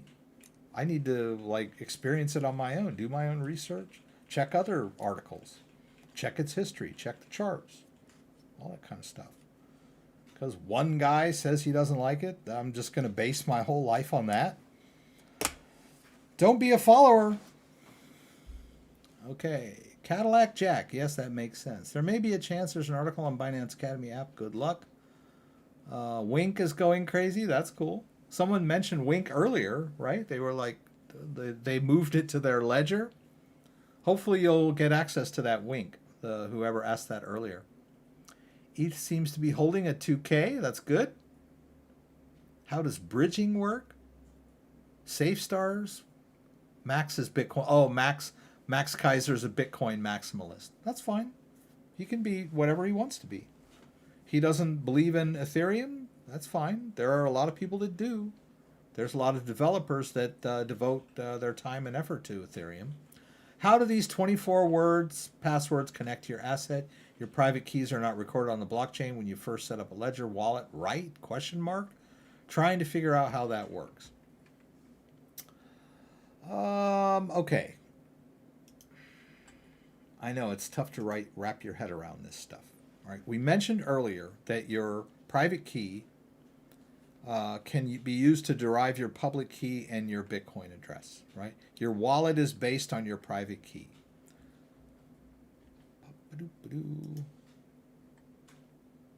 So here is, you asked, I'm gonna show you, right? You asked, here it is. A hardware device creates what's called a master private key or a master seed. And from that master seed are the child keys derived. These would be, if this were a ledger, this would be like, this is your Bitcoin wallet. This is your Ethereum wallet. This is your Litecoin wallet. And let's say you restore that device from recovery, and you've recovered using your master seed, and there are no apps on there whatsoever. Each app would recreate these child keys every time. I think I mentioned this before. It's a deterministic wallet, right? But your question was, how does this 24-word recovery phrase relate to all of this? I'm going to tell you that too. It might be difficult, but I'm going to try, right? So first thing that the ledger does is it creates a random private key, a random number generator. It creates a random private key. Now this is a 12-word example. The ledger is 24, so this would be a 256-bit key, right? So the ledger creates this 256-bit key, right, on your device. You've created a configuration of this device. And then it does a bunch of other stuff to it. And then it takes that key and it chops it up into little pieces. And each piece, it goes into a table. And then that table has a lookup. Where is it? Where is it? Where is it? Where is this? Just do. I'm just looking for the word list. Okay, let's do the English one. All right, so here are all of the words, right, in order. They are English words that are a set standard. There's 248 of these English words. So your wallet generates this key. It chops it up into little bits. It sticks it in a table, and using that table, it looks up each of these words. And then it spits out this word. As you can see, there is a direct correlation between the words and this private key. The words are derived directly from the private key. So your ledger device can take these words and go back the other way. It can move backwards from your words back to a key. That's the recovery process, right? So, as people have mentioned in here, the key is the words are the key in that sense that these words represent that key. This combination of words will derive this key. I know it's amazing, but that's how it works. And then it goes through a bunch of other stuff, right? If you take those, this is the recovery process, right? And this is the ledger-based one, right? We take the mnemonic words. We could have a 25th word. That's beyond the scope of this discussion, right? It takes those words, it puts them into a hash, and then it spits out this 5-bit seed. I don't know what this is. I thought it was 256-bit. But anyway, this is what's happening, right? You can go both ways. You can start with a randomly generated key, and then using that key, it creates this list of words, which is basically just the human readable format of the key, right? Then, if you need to recover, it takes those words, sticks them, goes to the table, looks up the number, slaps it all together, does a bunch of mathematical transformation, and recreates that master private key. They are the same thing. I know it's hard to wrap your head around, but that's how it works. You asked. I told you. You can link to this on GitHub if you want to look at that with a little more. Yeah. Is it safer to do a foreign language passphrase? That I don't know. If your passphrase is long, it's probably... I would not recommend passphrase to beginners. I know it's more secure, but I would not recommend it to beginners because beginners think, oh, let me do something more secure, and then they lose it. I lost my passphrase. Now what? I'm like, nothing. You're done. You've lost that crypto. I would not recommend passphrases to beginners. Stick to the original 24-word recovery phrase. Write it down on a piece of paper. Keep it in a safe place. Keep a copy in your mom's attic. Keep a copy in a safe deposit box. And you'll never lose your crypto. Right? Unless the world ends. And if the world ends, you won't be worried about your crypto. Okay. Ooh. Questions coming fast and furious. Let me just... Oh, Scott's doing lamb chops tonight. Oh, man. Mr. David, buy some Doge. Okay. Doge. Don't make me laugh. I was wondering why he said that. 3 Arrows Capital just bought 11 million of Hex and staked it. Hex is a scam, guys. Come on. Hex. Give me a break. All right. I don't want anybody talking about Hex in here. All right. All right. After contacting Aaron. Oh, Aaron's going to recover my crypto. Yay, Aaron. Goodbye, Aaron. Oh, my God. Please, what do we say at the beginning of this? Like, no one can recover your crypto if you send it to the wrong address. Yeah. Okay, there he goes. Goodbye. No, Ledger does not manufacture devices with old seed words on it. When you initialize this device, it generates a random private key. This thing is tested by third parties. It's also tested by guys at university to make sure it does what it says it does. It does not generate pre-planned seeds. Ledger is not going to steal your crypto. I know a lot of people we're all like, what's the possibilities? No, that is not true. This device generates random private keys. If it did not, it wouldn't pass any of the inspection tests. It is verified by third party institutions, right? It's like it. There's all of these regulatory agencies that this thing has to pass those tests. It's not a hack device that spits out pre-planned private keys. It's not. I don't know. No one's gonna. You're not gonna believe me. You've already decided that it's a scam. So then don't buy it. Use something else. Just remember the word in your head. Maybe that'll help. I hate to be flippant about this stuff, but I've heard these questions and these these concerns for years, right? How do you know that it's not just generating like a scam private key and Ledger's going to steal all your crypto on the date, right? The date. The day that Ledger stole everybody's crypto.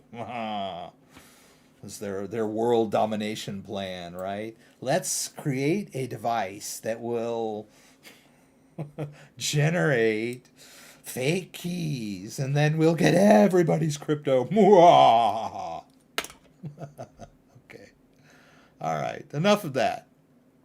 Any thoughts on staking cake or beef? Oh, we didn't quite get to the staking, right? We were sort of playing around with it. Where'd it go? What am I doing here? Oh, okay. Yeah. All right. So we created liquidity, right? Risky, right? You have to have, you have to be risk tolerant, right? If you're going to be involved in this kind of thing. First of all, we're dealing with computer code right here, so it could have bugs. Pancake could do a rug pull, but probably not. They've been around a while. They're pretty big, right? But there is a thing called impermanent loss that you can suffer.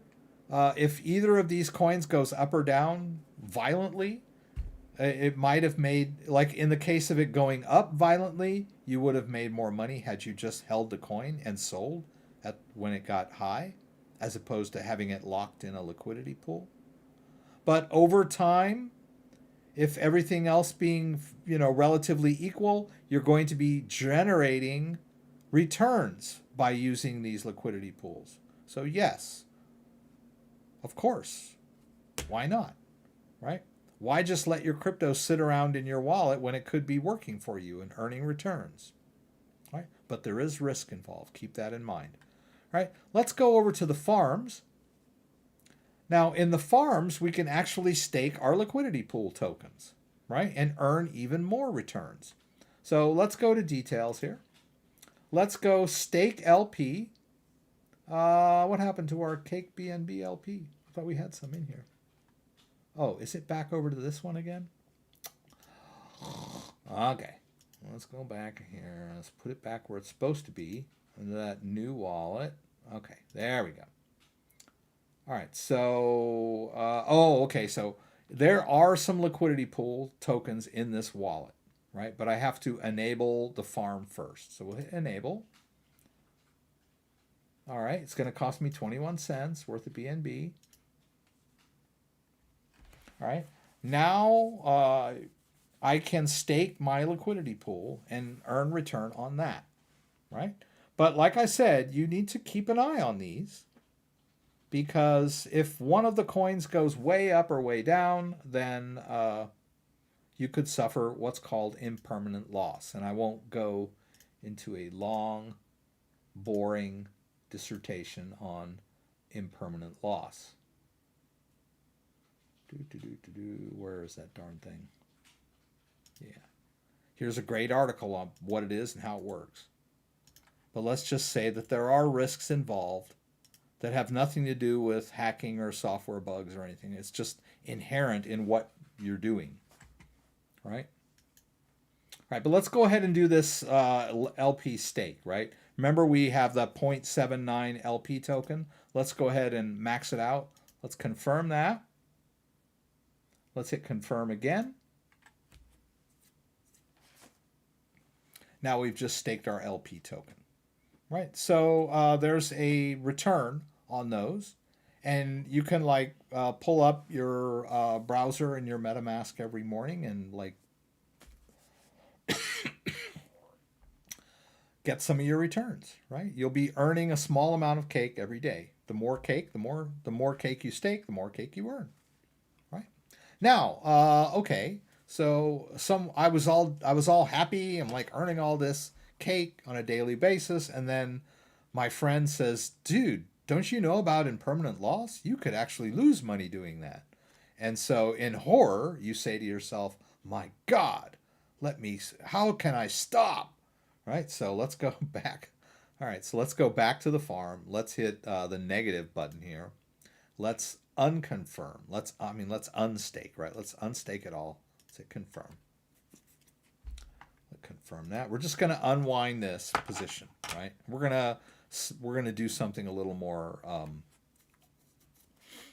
safe, right?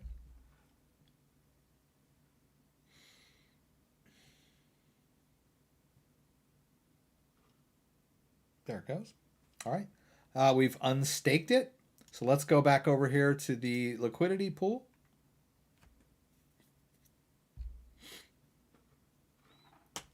Now we need to remove this liquidity, right? Someone just told me, my God, you can lose money doing liquidity pools, right? Okay, so there it is, our Cake BNB tokens. So I'm in liquidity. I see my existing liquidity, right? A lot of people like, how do I, where's that liquidity? I lost it. Here it is, right here. Normally you're over here in swap. You need to go to liquidity. There's your liquidity pool that you put Cake and BNB in there, right? Just pull down this menu and click remove. It's going to take them out. I'm going to take it all out, right? First I have to approve that. Then I need to actually remove it. How did I get 20 Cake? That's weird. You see what happened there? How long was I in there? I don't know, like half an hour? Notice the lopsided return, right? I had 0.2 BNB. Now all of a sudden I have 20 Cake. That's what impermanent loss can do, right? Probably okay. Let's see. We may have lost money right then. Let's see what happens. Okay, so we were, what was it, 0.2 BNB? $65. Let's go to Cake. Price charts.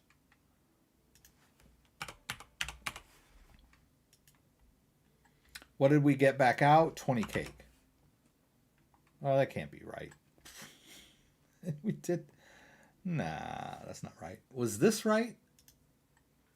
0.2. I could have sworn it was 2.2 BNB. Oh, let's see here. Oh,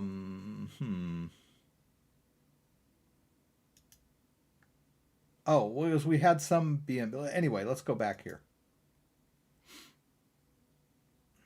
Okay, so now we've got our 0.39 Cake back, right? We started with 6 BNB, right? So we got our point. It looks like we got our 0.2 back. I don't know. Maybe I was misreading something there. Oh, yeah, we're back to 4 Cake, right? I think it was less, wasn't it? No, it's the same, right? It's kind of where we started. I don't know what that thing was showing me. But anyway, we're kind of right back where we started, right? And so now let's just take that 0.2. Let's just spend the whole 0.2. Let's buy more Cake. Let's buy, whoops. Right. Let's go ahead and just buy Cake. And the reason I didn't spend all of my BNB is because BNB is the driving juice behind the Binance Smart Chain exchange sites, right? I need BNB for my fees, my transfer fees, my trading fees. So I'm never going to like max out and sell all the BNB, right? So now I got 8 Cake. Now let's do something a little safer. Let's go over to the pools and let's just stake Cake by itself, right? Much safer. Maybe not, I got to pay 21 cents, right? Maybe not the best return, that I could have got in the liquidity pool and the LP staking, but a little safer, right? Because I don't care what the price of Cake does, really. I mean, I would like it to, remain stable or go up, right? I don't want it to crash. But I don't have to worry that much when I'm just staking Cake in a single coin pool, right? Cake can go up and down. It's not going to really affect me that much. It would have been the same if I were just holding Cake. But in this case, the cake is doing something for me, right? Let's go ahead and max out the cake. There's 8. Let's do 4. I'll show you something else. Let's go ahead and just stake 4 cake.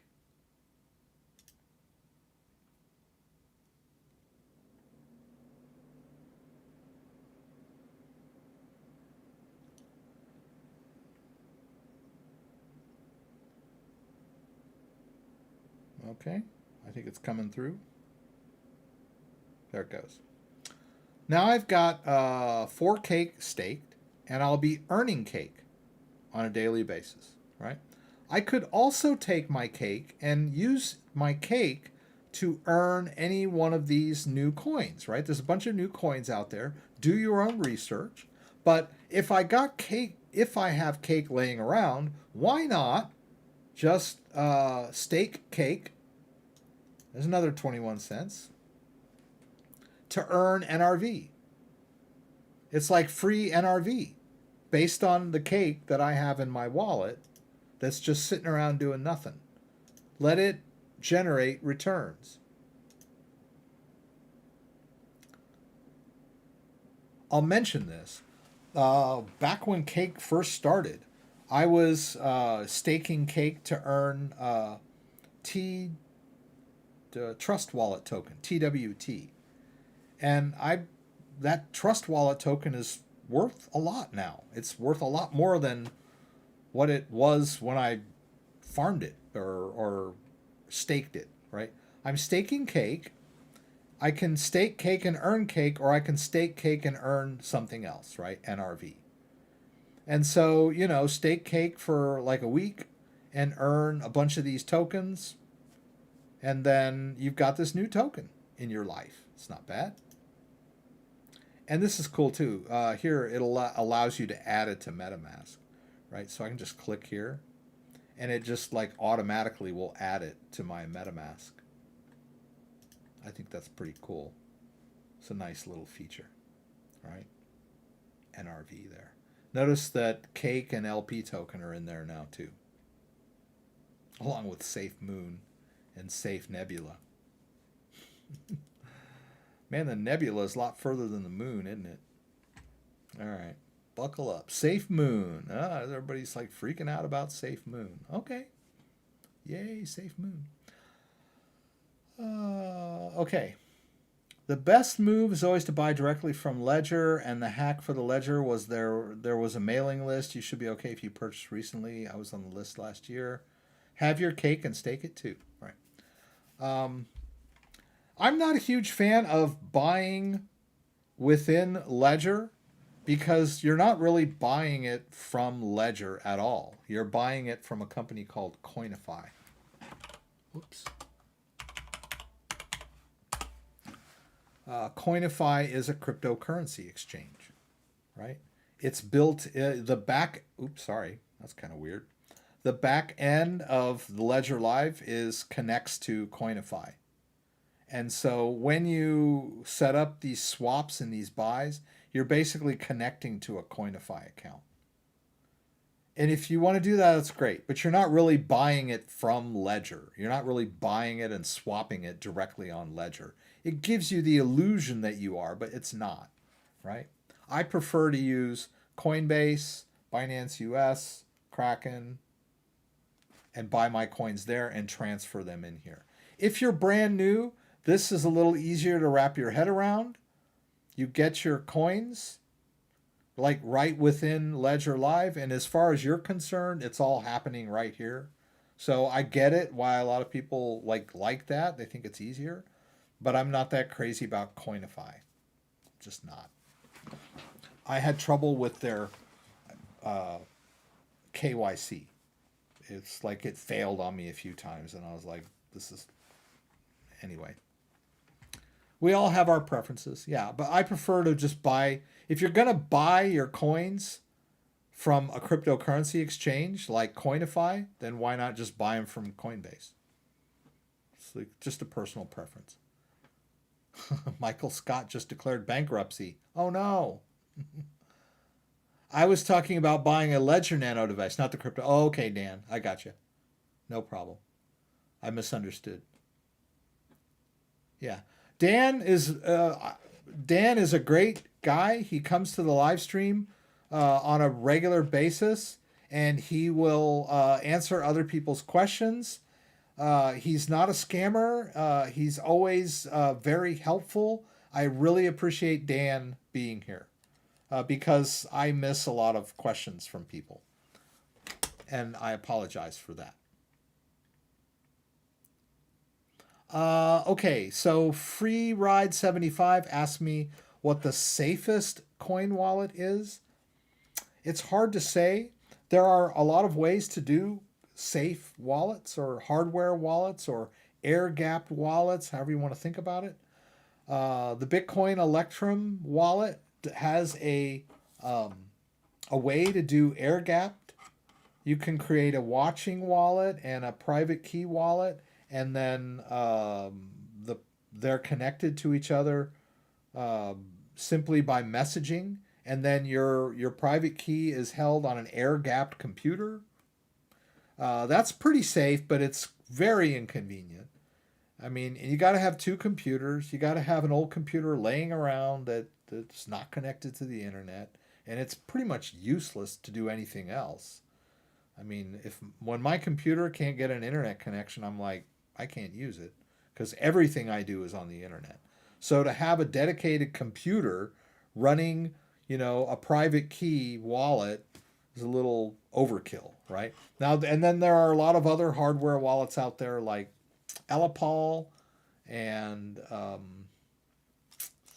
don't know. There's a lot of wallets that have this thing that says, "Oh, we never connect to the anything," right? And you use the app to scan QR codes for the private key to sign transactions, and they claim, "Ooh, that's safer," because Ledger uses a cable, right? Ledger actually connects to your computer with a cable, but these air-gapped wallets have there's a little card, like a HD card with the update software on it, right? So in order to update the software on these air-gapped computers, you got to take this little card, put it in your computer, download software to it, and then take it out and put it in this air-gapped thing that's could be getting garbage for all you know, right? So I don't know, this whole spiel about it never touches anything, is it's so inconvenient. You got to have this thing. You got this thing. You got your app, and you got to use two hands. And I prefer the Ledger because it's the best balance of security and ease of use, right? There are a lot of hardware wallets out there that say they're the safest ever, but they're very inconvenient, hard to use. A lot of them are made in Asia, so the instructions aren't clear. The interface is not very good for people that speak English, right? They might be great over in China, where it's very clear what you have to do because everything's in Chinese and they understand Chinese, right? But then they sell them here in the US, and the instructions have been translated and the interface is weird, and I would anyway, that's just my 2 cents. I like the Ledger. Trezor and Ledger, those are the two that I recommend. I don't know if they're the safest hardware ever devised by man, but they have a good balance of usability and compatibility. You'll notice there are a lot of third-party wallets out there that are compatible with Ledger and Trezor. Not so much with other hardware wallets. Oh, woo! Hi, everyone. Yeah, 5-10 minutes. So I'm going to have to sign off, guys. It's after 8. I originally started this thing. Could I please make a tutorial on Wrapped Economy Token Uniswap MetaMask wallet? I'm not a huge fan of MetaMask and the Ethereum. I have a video on how to do MetaMask. So you might want to just check that out. But any particular coin is pretty much, you can extrapolate. I think I show you in this video how to, you have to use the contract address of the coin. You saw me doing that earlier. If you're going to buy a coin on Uniswap, you need to find the contract address of the coin, the right contract address. There are a lot of pretenders out there. So that particular coin you're talking about, Wrapped Economy, you would have to, go to their website, go to CoinGecko, make sure you have the right coin, get the contract address, add it to your list in MetaMask, all that stuff. I show you how to do all of that in this video right here. I just pasted a link to it. I'm sorry, I don't have time to discuss unstoppable domains, but I do have a video on unstoppable domains. To Twitter, let's see here. How to purchase unstoppable, how to set up unstoppable domain. That's probably your best bet right there.